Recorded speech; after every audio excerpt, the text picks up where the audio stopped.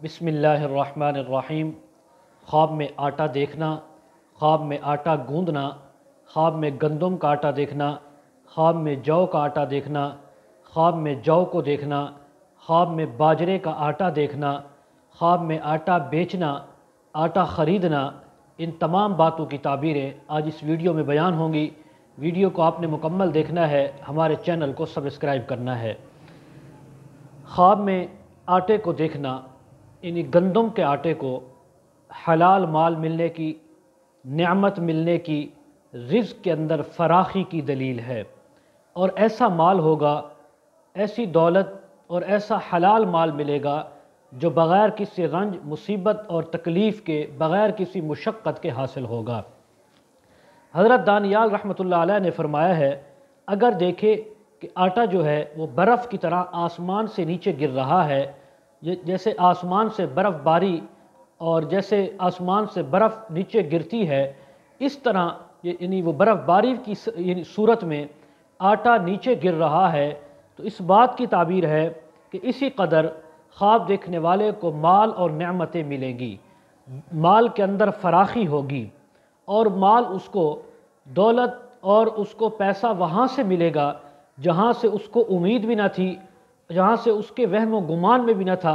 अल्लाह रब्बुल इज़्ज़त वहाँ से उसको रिज़्क़ नसीब फरमाएंगे। हज़रत अल्लामा इब्न सैरीन रहमतुल्लाह अलैह फरमाते हैं, अगर कोई ख्वाब में जौ का आटा देखे, जौ का आटा देखे, तो इस बात की ताबीर है कि वो आदमी दौलत हासिल करेगा, माल हासिल करेगा, जो तिजारत से, मेहनत और मुशक्क़त से हासिल होगी, और इस इंसान को उस तिजारत में, उस कारोबार में बहुत ज़्यादा फ़ायदा और नफ़ा होगा। इसी तरह जौ का देखना, जौ का आटा नहीं बल्कि साबित जौ को देखना, ये भी माल और दौलत मिलने की, रिज़्क़ में बरकत होने की ताबीर है।